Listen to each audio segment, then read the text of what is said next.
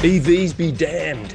We're swamped with so much electric car news, but in the next 12 months, these old school front engine, rear drive, manual available combustion engine cars will be fighting for best-selling sports model in the Aussie market. Welcome.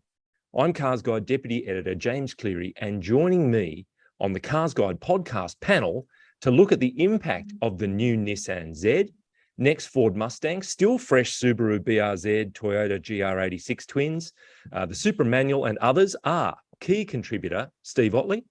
Thanks for having me, James. As well as senior editor Tim Nicholson. Hello. We'll also cover off this week in news and take a look at the fresh metal we've been driving in Cars in the Garage. So stay with us.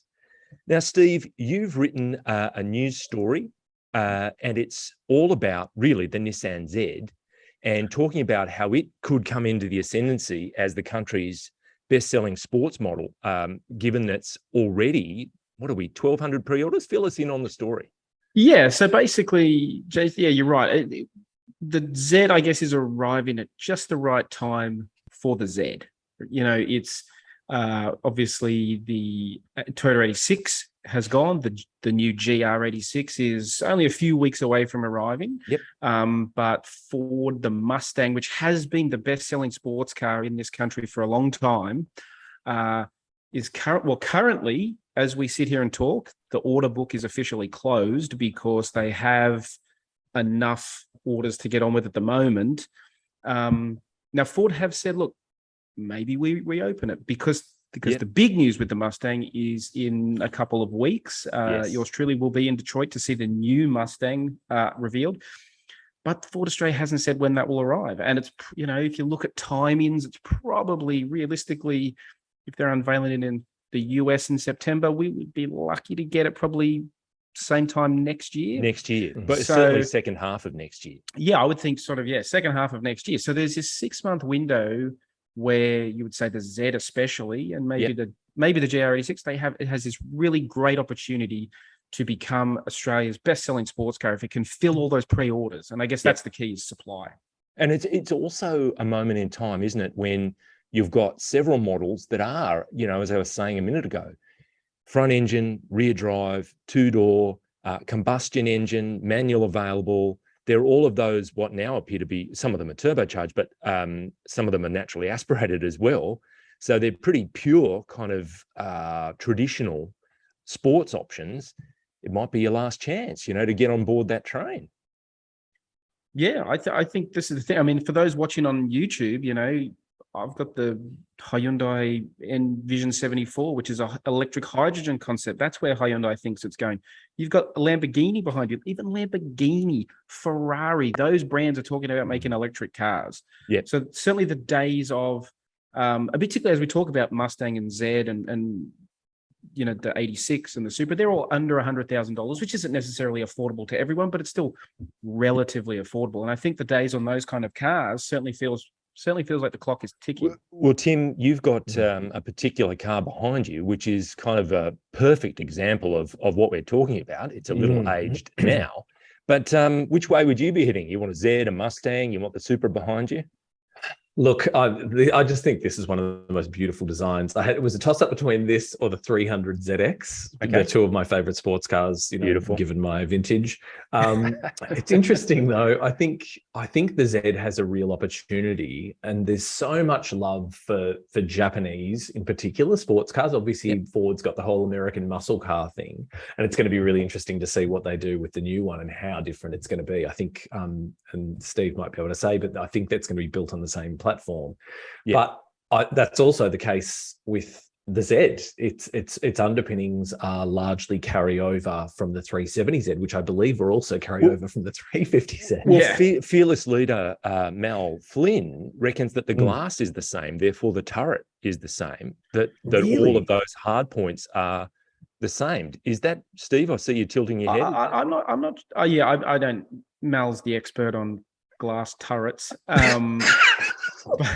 Always has been. I would say the thing I have said is not to give the Z a free pass, but and to give Nissan like a free kick, I suppose. But the fact that car exists in any form, even though it is largely, like you say, it's the same platform. It's slightly tweaked. It's, the engine that they've taken from the Infinity parts bin and they've put it in, it's a bit of a bitster car. But I guess this gets to the heart of what we're talking about. The fact that Nissan built it, the fact that Nissan, took the effort. I mean, there's still an effort and time and money to build the car, to continue to offer the manual transmission. They're all things that logically Nissan shouldn't have done. And give us your anecdote. Give us your anecdote about this internal sales job on getting the manual up. So the manual, I mean, is one of the great stories. So Hiroshi Tamura is he's now his official title is now brand ambassador, because I believe he's passed to retirement age in Japan. But he is the man behind Z and GTR. They are his babies. And he went to the extreme of, when he was presenting to Nissan management why they should keep the manual, he came up with a big slide, and in 1,000-point font, it said 40/60, as in 40% of Z sales were manual. That was the message he was getting across.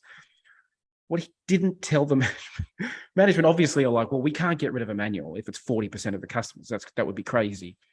What he didn't point out was in the bottom right-hand corner of that slide, in like 6-point font, it gave the caveat that was for the 370Z Nismo. So exactly. He didn't necessarily lie to his bosses. He just maybe presented the truth in a particular way. Yeah. And it's up to them to interrogate the slide. Yeah, you got to look at the slide in detail. That's why I always check your slides. There you go. I mean, it's fascinating. Tamura-san is a real passionate car guy, and it's. Yep. But unfortunately, most car companies now don't think in those kind of terms. They don't think passionately, and they don't think, I better dodgy up this slide so I can make sure we save the manual gearbox. It's interesting when you expand the horizon out to take in the Mustang. There's Ford, another big, obviously one of the most global of players, and it's going down the EV path. But this next Mustang, not only are they keeping the naturally aspirated 5-litre V8, the Coyote, but they're upping the power output. So it's going from 339 kilowatts to, we believe, 373. That's almost 500 horsepower. So if it's a last hurrah, it's some last hurrah. And I think, I don't know about you guys, but I see the Mustang as one of those one-day cars. Like, you get a burst of initial interest in some models, and then it inevitably plateaus and then starts to taper off. I think the Mustang's been consistently successful because there are people who've got it in their sights like, I'm going to have one of those one day. It's like such an iconic model. It's very true. And I think they've done a really, like we've talked about Ford quite a bit on the podcast in terms of their sales, and obviously that real reliance on Ranger and Everest, JC. But like that Mustang, when that came out in Australia, I think it was their third best-selling model for quite a while. Yeah, and you're right. And looking at those sales, like now it's still not doing too badly. And I think similarly to what Nissan's done, hats off to Ford for going, yes, we're going to do another one. Sure, we're going deep into electrification, but here's an icon and we're going to let it go. I mean, will it last beyond 2030? Probably not. Who knows? Well, I don't know. The American market is the key for some of it, I suspect. Yeah. I mean, I think we've seen, I think that's partly the reason we see things like the Mustang Mach-E is laying the foundations for the future. It's one of those cars, like you say, James. It's perennially popular. It's sort of the exception to the rule. Like you say, typically sports cars come in with a bang. And they've sort of like even the 86 to a degree did that. Yeah. But the Ford, the Mustang has obviously declined in sales, but it has stayed pretty steady. And the fact that Ford even now are still getting steady orders, even though there's a new one just around the corner, says a lot about it as a car. But I think the fact that we see the Mach-E with the Mustang name, I think they're probably laying the groundwork for it, because I just can't imagine a Ford Motor Company without a Mustang now. Isn't that interesting? And I've got to say, I've said it before, when I drove the current car in the Mach 1 form, so it had a little more horsepower and a few tweaks here and there, the cue ball kind of gear shift or whatever. I was looking at it thinking, this is kind of the end of an era. And then you got in it and it's so good. It's such a good car. Yeah. The gearbox is brilliant and it's balanced and it's so fun to drive and it sounds amazing. I can absolutely see the appeal. And you're right, it's such an iconic car for Ford, just like the Z is for Nissan. I mean, the Fair Lady in Japan, that's part of their heritage, and it's a tricky one to deal with as these years tick by. Yeah. Look, are like electric sports cars seem like an inevitability now. And I think, for me, like, I love the sound of an engine. I love the smell of petrol. I think, like you say, when you hopped in, that one of the great things about that Mark I Mustang was the noise. It just made such a fantastic noise. And I think obviously we'll lose that, but hopefully there are people. I mean, like I say, you see it with the Hyundai behind me. It's, these car companies are hopefully still thinking about sports cars, even in an electrified world, because they are, I think, so important to the fabric of the brand. Like, see, I can't imagine Ford without a Mustang. I can't really, I can't imagine like Toyota without a sport. Even Toyota as a brand, they've had the Supra and the 86 and the MR2, and that, even for a brand that quote unquote boring like Toyota, they still have a long heritage of sports cars. Those are the cars that make the brand. That's a story that's been clicking well through the week. Chesto's story about Toyota going from boring to bonkers. And that's all Akio Toyota saying, look, we're not going to be boring anymore. We want some excitement. And that's sports cars. It's 86, it's Supra, it's others. So they've been very much down that road. Yeah. I mean, interesting on the Japanese front, though, like we're talking about these few brands. Obviously, Mazda's got the MX-5, but they've been talking about something that would be more a Supra competitor. Or, they've had concepts and all that kind of stuff, bringing back the rotary for that kind of thing. Where's that vehicle? Yeah. Honda. Don't we want a Honda? Like, bring back the glory days of the 80s and the 90s. S2000. Well, right? We did. Prelude, whatever. We did have that, though. This is sort of the great period that we're living in now. Like, there was a period there a few years ago where we did have the big, like, the Japanese trio, right, of Supra, NSX, and GTR were all contemporary cars. Obviously, the GTR was a bit old, but I mean that's exciting, and it's interesting that they were all there at a period when you would think, now's the time where we got to stop making sports cars, we've got to make electric cars, so obviously there are people within these car companies like Tamura-san and others that are just like, no, we have to keep making these cars because they're be an interesting to be a fly on the wall in some of these development meetings with various ones would be very, very interesting. But I suppose in the absence of knowing what's down the road in terms of sports cars, you tend to think all kinds of things. I reckon it's great to just pause, recognize this moment and say, this is great. There are these options here, and it's maybe time to strike, if you've been thinking about it. Yeah, 100%. Could not agree more. I think that I think is the key, probably should hopefully be the key takeaway for people listening to this is, if you love sports cars, now's the time. Now is the time to enjoy it, embrace it. Like you say that, the Mustang is maybe those one-day cars. Well, that day might be now. That day might be now for a Z. It might be, like, because even though it's obviously same chassis, parts being engine, the new Z looks great. It's such a great looking car. The Mustang is still, even though it's about to be replaced, the Mustang still has appeal. Like the BRZ is a fun car. The GR86 is coming. Like there's so many of these great cars. Don't forget MX-5. Correct. MX-5. I mean, the Supra, which with the manual. Shortly. They're doing a manual. I mean, the biggest criticism of the Supra is it's a BMW, which is the most bizarre criticism in the world. Like, yeah, that's right. All right. Well, that's good. That's a good discussion. I think we've noted and marked the fact that there's a convergence. The stars are aligning, and maybe it is time for people to act. So interesting times. But we shall move on, and we're going to move on to the news desk this week in news. And Steve, can I start with you? We just mentioned it, Toyota. Yes. It's a Chesto story, but I'll get you to cover it top line about Toyota's shift in personality. Yeah, you did steal my thunder there. Sorry, mate. That's unbelievable. Yes, as what do you say from that would be predicated on your ability to generate thunder for me to steal it. Checker. As a car's deep cut for everyone.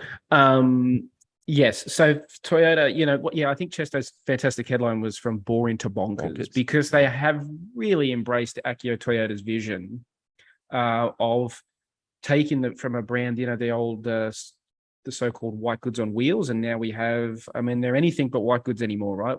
GR Yaris is effectively a rally homologation car. Such a great car. It's unreal. Such a fantastic, just the premise of it is so fantastic that they would do that. And then GR Corolla is coming. Like you say, Supra manual. GR86 is around the corner. They've talked about GRS Hilux, Tundra. Yeah. You know, the fact that Tundra is coming. I mean, this is a real, like they tried the initial attempt to sort of, I guess, make Toyota more exciting. Cars like the FJ Cruise and the Ruckus was a little bit of a swing and a miss. But I mean, it's hard to argue now that Toyota is not a genuinely exciting car brand. It was kind of teething troubles, wasn't it? And I mean, I think the combination of a brand that people trust and then putting some pizzazz into it is magical. If all you've got is the pizzazz, people are a little bit, distrusting of it. But if you've got that solidity behind it and hey, we've got some fun, that's pretty strong proposition. Yeah, and that's perfectly exemplified in the Corolla. Like, its Corolla is, I think, a really good small car, very solid, very reliable. But then the GR coming, like, how excited are people for that? Exactly. People are going bonkers for that. All right, now that's a great word. And so all the details are in Chesto's story. So people, if you want to go and click on that. Thank you, Steve. Now, Tim, we have got what I'm calling Wey Yuan Meng madness. Fill us in on what you've discovered. Thank you, JC. Yes. Look, so the last couple of weeks, we've had the Chengdu Motor Show in China. And one of the brands, well, there's a lot of brands that show very unusual looking cars, but I think probably the weirdest looking thing there was something called the Wey Yuan Meng. Now, Wey, for those who don't know, is Great Wall Motors, GWM's sort of premium brand. It's, I wouldn't say the Lexus to their Toyota, but it is their kind of higher end brand, like a Buick or whatever. They don't sell it here. They won't be selling Wey here because they're doing so well with the Haval SUV brands. They don't really need it. This thing is, the only way to describe it is, it's a retro design. We'll have pictures, of course, that you can see, and obviously head to the website to have a better look. It's a cross between an original Volkswagen Beetle, a Saab 96 or Sun 96, I'm not sure how you say it, from the 60s, that shape, and a Chrysler PT Cruiser. It's fabulous. I haven't seen a photo of this car. Think of a better combination. Okay. It is. I'm going to have to Google this now. Look, it's interesting because it doesn't look like all the Wey SUVs. They're actually really sharply designed, really nice looking vehicles. I think they would do well if they came here. This looks like nothing like any of them. It actually reminded me of the Rolls-Royce grill kit you could buy for original Beetles. Very, very much. When you could plonk the big, Parthenon, whatever grill on the front. Okay. Well, that's a beauty. So all the details are there and more pics. And a lot more pics. Well, I'm gonna have to read that story. That sounds fascinating. Please do. Suck me in. The other thing that we've seen people tuning into, creating a lot of click behavior, is the fact that Walkinshaw is now twice as big as it was when HSV was around. So you tend to think of this piecemeal work going on to convert various vehicles from left to right-hand drive, other special packs put on vehicles, but that's the fact. Walkinshaw is now, we're led to believe, our estimate is 1,000 employees at Clayton, and HSV at its peak only ever had around 500. So in terms of soaking up some of that expertise in terms of engineering and production and assembly and all of those things, you've got the likes of Walkinshaw, you've got Premcar as well, doing things with Nissan. So when you count up what Walkinshaw's up to, with all the Ram vehicles that they're doing, the Chevrolet Silverado, they're in cahoots with Toyota to do the Tundra, which we talked about just a little while ago. So a lot is going on, and we've got all the details in the story. And Toyota is focused on OE levels of design and development, testing, and the componentry and all of that stuff. So it's not you kind of fly by night. Let's convert left to right hand drive by putting a chain from the steering box across to the wheel on the other side. I think that's a really important point to make with this stuff, particularly with Walkinshaw, because I was fortunate enough to do a tour a few years ago when they were doing the Camaros. Very, very briefly, the 5 minutes they were doing those. But the level of detail and the work that, they like to use the term remanufactured rather than converted, which sounds like a bit of, marketing fluff until you actually see the process. And they are they tear those cars down and then rebuild them piece by piece. Like it's a huge amount of work, and it's a great ad for Australian. Could you imagine, we were just talking about Toyota and its reputation for solidity and reliability. if all of a sudden their Tundra truck comes out here and there's some fault and, the worst case scenario, that would be horrendous from a brand point of view. They've got to get it right. So a lot of pressure. Which makes sense why they've teed up with Walkinshaw. Yep. Because those guys are obviously the experts at it. Well, that's good. So that's just a smattering of what we've got in the news section. So for more details, head to the site and check all of that out. And now we're going to cars in the garage, actual metal, rubber, glass on wheels that we've been steering. And Tim, can I start with you, a kind of top line take on a car that you've been driving recently? Yeah, for sure. So I spent a bit of time with the BMW 1 Series and the 2 Series Grand Coupe, but I'll focus on the 1 Series hatch. So I had the base model, which is the 118i. Yeah. I've always had problems with these kind of like entry level premium hatchbacks because you just don't get a lot of value. Like this thing is $49,900 before on-road costs. And, it just simply doesn't have the level of kit you get in maybe a higher grade Mazda 3 or even probably a mid-level Golf. Yeah. And being one of the big Germans, obviously, innumerable options and options packs to bring that price up. Mine only just had premium paint, I think. So it was only about $1,000 extra. But because I was so not impressed by the base model Mercedes-Benz A-Class, I wasn't really sure how to go with this, but I just loved that little car in the end, and I've really turned a corner. And you know what? If you've got the money and you want that badge, who am I to say, oh, you should look somewhere else like a Mazda 3 or something for better value? If you don't care about all that other stuff, go for gold, because that's got that little the 3-cylinder engine that's in the Mini but uprated a bit. So I think it's 103 kilowatts, 220 newton meters, which doesn't sound like much.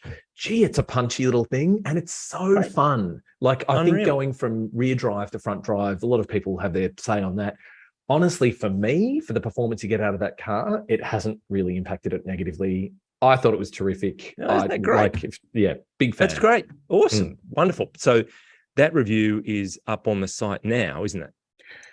If not, it's about to be very shortly. All right, so keep eyes peeled. If that was a very clear hurry up, Tim. No, I'm only aware that I know Tim's filed. It's as usual. It's all fine. Now, Steve, thank you, Tim. Yes. Steve, we will move on to your good self. A Skoda. Tell us all about it, please. Give us your rundown. The Kodiaq RS, which is obviously the sporty 7-seat SUV. The big change for this one, this is obviously the new for 22 model. The big change is the old model had a twin-turbo diesel, 2-litre twin-turbo diesel, which was a cracking little engine. Obviously, for some reason, Volkswagen Group seems less keen on diesel engines these days. So they've swapped to I don't know why, 2-litre 4-cylinder petrol engine, basically the same engine you get in a Golf GTI. So it's a punchy little engine, 180 kilowatts, 370 newton meters, which is all right on paper. Until you realize the old diesel had 500 newton meters. So, it's a little awkward. But having said that, look, you don't feel like it's all of a sudden it's can't pull the skin off a rice pudding. Skin off a rice pudding? Yes. The old people say. I knew it immediately. Self-burn. But yeah, look, it's $69,290. Like I say, it's 7 seats. 7 seats, it's really a 5+2. It's Volkswagen All-Space, so it's not exactly a huge car. It's fairly narrow-bodied, but cool. It's good. It's fun to drive. It's really well equipped. It's got those little, clever touches that Skoda has. Like my kids love the idea. It has a bin in the door pocket. It's got the little clip for your parking ticket on the. Well, that's because your kids generate a lot of rubbish. So anything that allows them to, get rid of it. You thought that was a burn. That is a genuine, accurate comment. They make a heck of a lot of a mess in 1 week. But yeah, I love it. I thought it was a great car. Yeah. Like I say, if you need a full-time 7-seater, it's probably too small. But if you're just looking for that occasional 7-seat, it fits the bill. It's fun to drive. Yeah, and it looks good. It looks really sophisticated inside. That's good. Yeah. I reckon Skoda as a brand will be one to watch in the next 18 months, 2 years, because their shift up market I find a bit baffling. But anyway, we'll see how they go. It's good that you enjoyed that one. Thank you, Steve. I will finish us off with a Kia. And it's the Nero, but it's the plug-in hybrid, the GT line. I think there's an S, and then this GT line is the upper spec. So it's just over $50,000 before you put it on the road. So the petrol part is a 1.6-litre Atmo 4. You've also got electric motor. The combined output's 104 kilowatts, 170 Newton meters. So you're not talking massive grunt here. It's front wheel drive. You get the 6-speed dual clutch. So yeah, 0 to 100 in about 10 seconds. One of those cars. There's a whole bunch around that mark. The pluses, I had, 1.3 litres per 100 kilometres. That's your claimed figure, first 100 Ks. It might be different after that. But I also love the colour of the car we had. It's called Cityscape Green, and it's some kind of semi-military flat colour. I didn't see any metallic in it. I just love the colour. It's comfy, even though it runs on 18s. They've managed to get the suspension tuned such that it's comfy even on broken roads. Great connectivity. Every time I got in, the CarPlay was working like a dream. No, problems at all. Heated and ventilated front seats, and I'm a lover of vented seats. Sleek screens, the nice regen braking, all of that was really good. On the minus, I don't love the C-pillar treatment that they've gone for. They've got like a black streak down the side of the car. That's just a personal thing. When the engine does play a part, it's a little bit raucous. You tend to notice that the engine is doing its thing. And inside, it's a bit of a functional feel. You've got this recycled plastic synthetic kind of trim, and it feels very functional, not exactly classy or whatever. So I suppose it fits the bill in terms of that environmental bent, but it wasn't, I didn't love it. I reckon it's lots of dollars for what it is, $50,000, but that's kind of FEV for you. It is loaded up with a lot of safety and other features for that kind of money.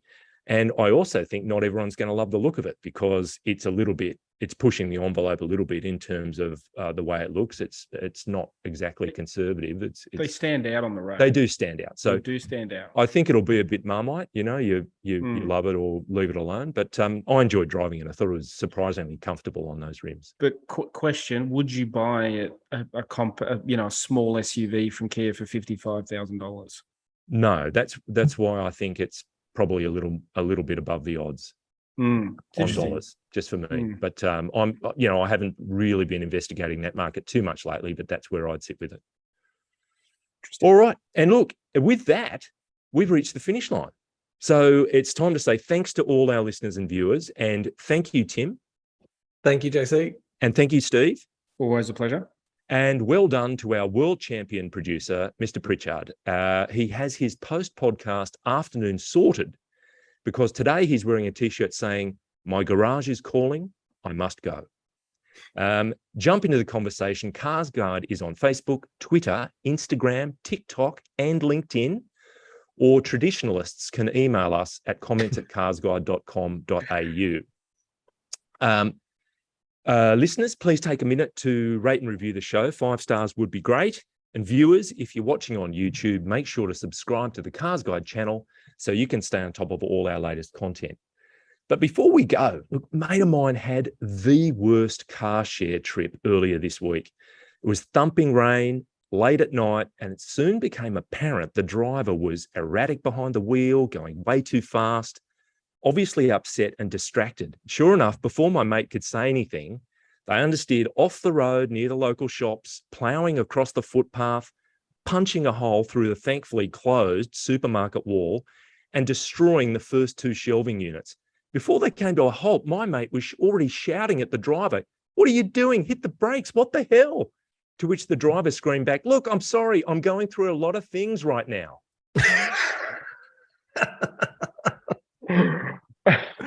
Oh dear.